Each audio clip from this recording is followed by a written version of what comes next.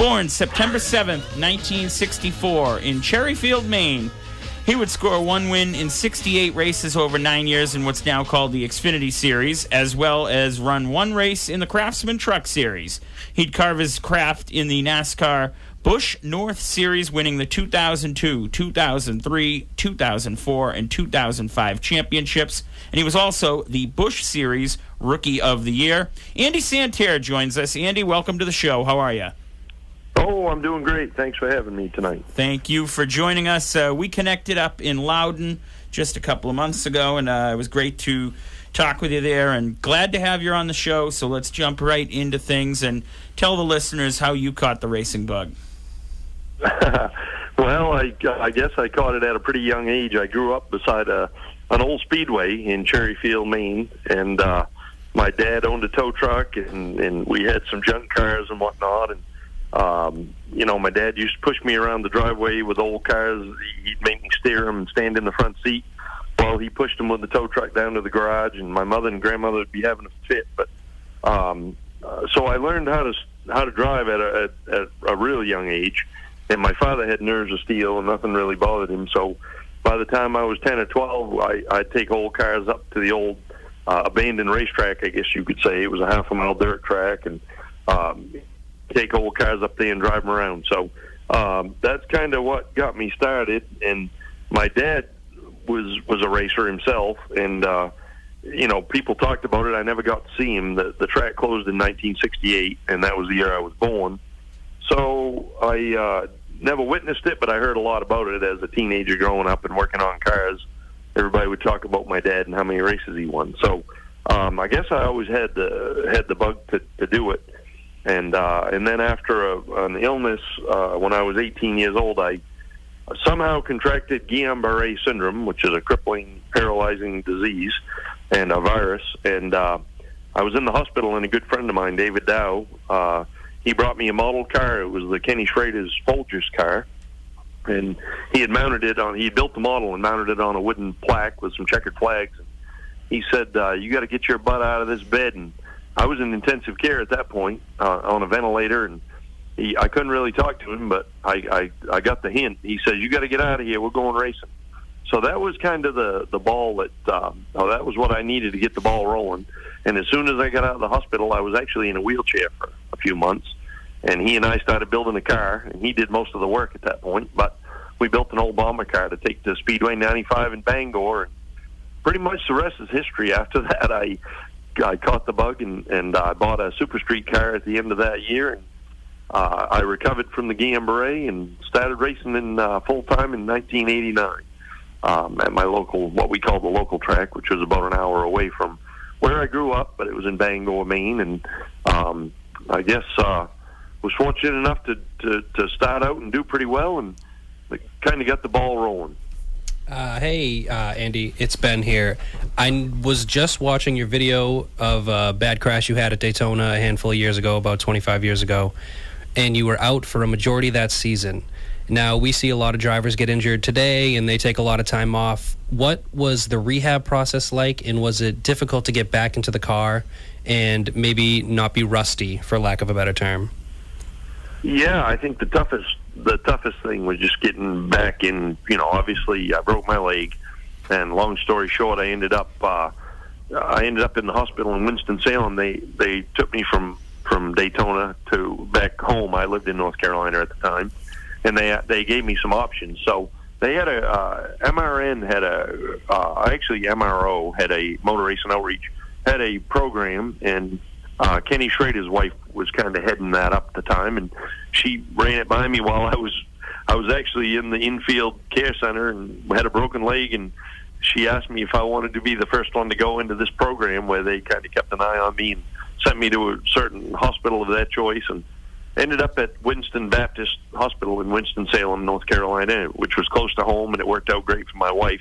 She could commute back and forth. I was in the hospital for a week, and but it was tough rehab. I think the biggest thing was just they didn't put a cast on my leg because they knew I made my living in a race car and I had to get back as quick as possible. And they told me with a cast it would be like 3 months in the cast and then another 3 months with rehab, so I would have missed the whole season. So basically they sewed me back up and put plates in my leg and sent me home, and I ended up doing water therapy after a couple weeks went by and the stitches healed. So I got in the pool, and I went to therapy 3 days a week, and it was a tough process, but I was back in the car within 3 months. So it was the fastest road to recovery. Amazing. So, Andy, you've basically said that you started out at the local track and then you went up through the ranks. Can you talk to me about what it was like going up through the ranks, and what was it like? I'm guessing you said you started racing in '89. We hear a lot about how the kids come up through the Legends cars and everything else nowadays. What was it like back when you were coming through the ranks? Yeah, well, I didn't have where I grew up and whatnot. We didn't have go-kart racing, and we, like I say, the closest stock car track we had was an hour away, and there wasn't a lot of opportunity for a young kid to race in down East Maine at the time. So I was 19, and I started in the Super Street division and spent a couple years there, and then I bought an Actor car, which most of your listeners know. The Actor has been around a long time, and back in the mid-'80s, which at the time I really didn't know a lot about it, but they had split with NASCAR, and some of the top drivers went with Tom Curley, who was the promoter for ACT, and then some of the drivers went to NASCAR North direction, and they had two good series in New England at the time. So basically, I was racing locally, and I decided to, David Dow, the gentleman that I spoke to earlier that brought me in the model race car and told me to get out of that bed, we're going racing. He and I teamed up, and we bought a Dan Beatty Actor super late model at the time, and we decided we were going to do some Actor racing. And we had an open trailer and a pickup truck, and we didn't have all the stuff that some of those guys had back then. But we knew Stan Meserve, who was the tech official for the ACT series at the time, and he built race cars in Maine. And he'd called me and told me about this used Dan Beatty car. So we purchased that, and we decided we were going to do 5 or 6 races, whatever we could get sponsorship enough to do, and that's kind of what we did in 1991. And I think we went to 5 races, and I won the ACT rookie race at Lee Speedway in Lee, New Hampshire, and I destroyed it the next day in the qualifying heat, got hit, and put it in the fence. So I was out for a few weeks, and then really made my ACT debut at Beechridge, and won the last chance qualifying race and got in the show, and made a trip to Thunder Road for the first time and got to race there. And I think we went to Plattsburgh, New York, and we realized pretty quickly that we were pretty outclassed financially, and we decided to kind of take it back a notch and come back to the local tracks here in Maine. And so for the 1992 season, we just stuck to local stuff here in Maine, Speedway 95 and Spud Speedway up in Caribou, or Limestone, Maine, and we ran Wiscasset and Unity, I think. So we decided to stick to the local stuff, and we won 4 or 5 of those, or a half dozen, I think, of those open comp races here in Maine. So we figured the car out, got a lot better, and that's kind of what boosted my career. Is I won some of them in 92 season, and then the O'Connor GMC Busch North car, the seat became available. Mike Rowe, who's a very well-known racer in New England, won a lot of races. He had run that car for years, and he decided that he was going to move on and do something different. And I didn't know anything about Busch North cars, but Dave McMaster was my engine builder for all my cars to this point, and he called me and asked me if I wanted to try out a Busch North ride. And I said, absolutely. I thought if a car that I actually get paid to drive, that's pretty cool in Maine, and it was kind of unheard of. So I tested the car at Speedway 95, my home track in Bangor, Maine, and Mike O'Connor and Mike and Pam O'Connor were the owners, and they decided to give me a shot at it. So I ran, my first race was at Star Speedway in Epping, New Hampshire in 1992, and we took an old car that they had because they knew I had 0 experience, and we made the race and ran toward the back. And then they took me to Loudon, New Hampshire for the season-ending race at Loudon, and I got laps and finished in the mid-20s somewhere. And they decided that I did well enough that I could run for Rookie of the Year in 1993, and that's what we did. And we won Rookie of the Year in '93 with the O'Connor GMC Buick car, and that's kind of what got my career started. So, Andy, talk about the first year in 1992, because I believe I believe that's when the V6s and the V8s were kind of like battling back and forth as to who had what. A good friend of mine, Joe Carafas, was champion right around that time, and he's actually come and helped me race at certain times. But, you know, I remember following him, and the series was getting kind of like a little crazy because they had this high dollar V6 and they had this, you know, the traditional V8 racing against each other. What was your first engine, too? Yeah, the O'Connors was at the time when I went there. They had V6s. Yep. They had Buick V6s, and that was kind of the engine of choice at most of the short tracks because of the weight of the engine. They were 75 pounds or so lighter than the V8. But I do know that when we went to New Hampshire, the V6s were very competitive, but there was a few guys, a couple guys that had V8s, and I think the problem with the V8 was they were only allowed to have, like, I think they were 311s at that point in the early 90s, 311 cubic inch, and they ran a real small carburetor. So the Buick V6 made pretty much as much power as the V8, pretty close, and a little under 500 horsepower. And I think the V8 might have been right at 500 at the time. So there wasn't a big advantage. I remember going to Loudon, and we always had a car capable of winning there with the O'Connor car. They had a super fast car that they always run at New Hampshire. And at me as a rookie, I led laps there, and my claim to fame has always been I passed Dale Earnhardt, which he was a hero of mine, and I got to race with him there and hit Kenny Schrader on my back bumper, and it was my first laps leading at New Hampshire. And I ended up racing against Dale and Kenny, and Dale had a flat tire, and that was back when the cars would pull up to the inside and try to get that lap back, and he looked over at me and kind of pointed toward the corner under caution. So I raced Dale Earnhardt into turn one, and he got by me for a few laps, and then I went back by him. So that was I guess that was my claim to fame. I got to race Dale, and I got by him that day. So, but they all had, I guess what I was getting at is they all had V6s. So I think in 92, 93, that era, the V6 was pretty much the engine of choice. And then it wasn't until 95 that NASCAR allowed the 358 cubic inch V8 with a 390 carburetor. And pretty much, guys, we were going to Watkins Glen, we were going to Nazareth, Pennsylvania, we were going to New Hampshire Speedway.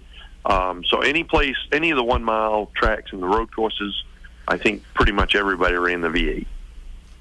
So let's talk a little bit about, where you've brought up the early and mid-'90s. Let's talk the late 90s here. 1998, Busch Series Rookie of the Year, and you got your one and only Busch Series win in 1999 at Pikes Peak. Any memories that stand out about your rookie year, winning the Rookie of the Year, and then maybe tell us a little bit about that win at Pikes Peak? Yeah, my rookie season was kind of tough. I did win Rookie of the Year, but it was very tough because I had Monroe Muffler Brake as a sponsor out of Rochester, New York, and I'd run them in they'd run with me in the North Series in 97, and they wanted to go south, and I kind of put it out there that I was looking for a ride down south, and I had several teams that were obviously wanting that money, that the sponsorship money. It was, like always, it's tough to get a great sponsor like that.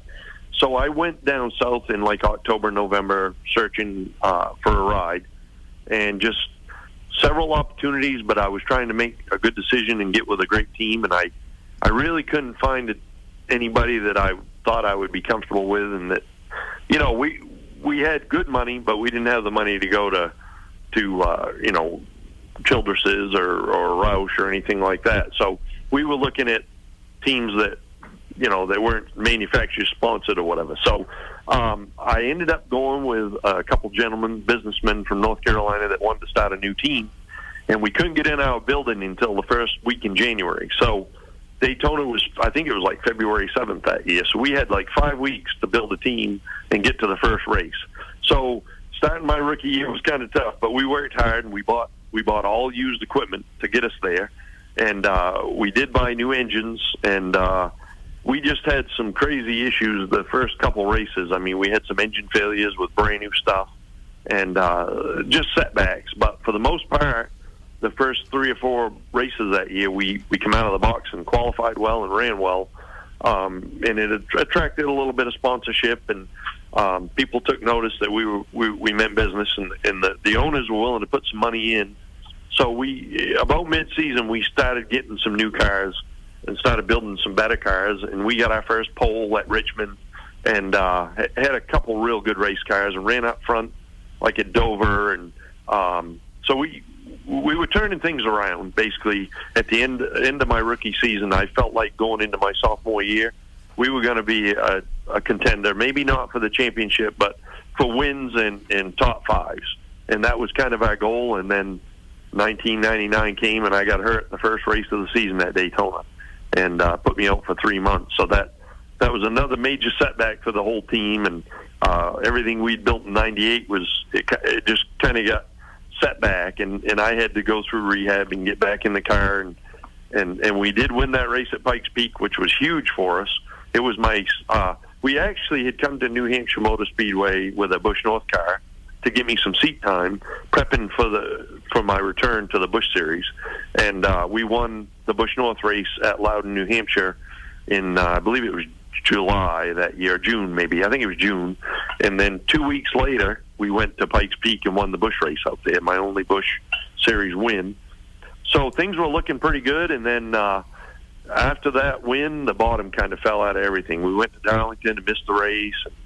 We just couldn't seem to get our stuff together, and I was trying to get better, and the team they were a little bit down, and I'd been out, and we were up from the 2 wins, but we just couldn't get our feet under us, and we decided that it wasn't working, and the owners decided to go a different route, and I went a different route, so the whole team kind of crumbled at that point. But it was disappointing. I think if we could have gotten out of Daytona without me getting injured and all that, I think there would have been a whole different story for 1999. So more recently, as we kind of close in towards the end of this one, and we appreciate all your time, Andy. More recently, you had a more of a role in the front office management type of things. If I'm not mistaken, and I could be wrong, but I believe you were a competition director for Hattori. Am I right on that? Yes, yep, that's correct. I worked for Hattori Racing. I actually helped build their K&N Series team. Hattori had dabbled in the ARCA Series a few races a year, and then Shiggy Hattori, the owner, is a great guy, a good friend, and he'd asked me to come over there. I'd been running the Revolution Racing as a NASCAR diversity program, yep. And I kind of helped get that up and running. Max Siegel and John Story were the owners, and they contacted me, and they actually wanted to buy my team. And my wife Sue and I had owned ASM Motorsports, and we were kind of at a crossroads, not sure what the economy was going to do, and they offered us a fair price, and I signed a contract to go to work for them for 2 years, and I did that. 2010 and 2011 were the building years, basically, for the Revolution Racing NASCAR's diversity program, and I managed that, and then Shiggy Hattori offered me a good deal to help get his program started, and it was a great opportunity, and I went over there and did that for a year. And that was that was basically the end of my racing. I ended when I left Hattori Racing to move back to Maine and get out of the racing business. Well, a great interview with you, and I think we could probably easily do a part 2 at some point, because we didn't even cover half of the Busch North Championship discussion or anything like that. But really much appreciated, and I thank you for your time, and I think part 2 at some point here coming up, maybe the next couple of months. I appreciate what you guys are doing, and keep up the good work, and you call me anytime. Awesome. Andy Santerre joining us here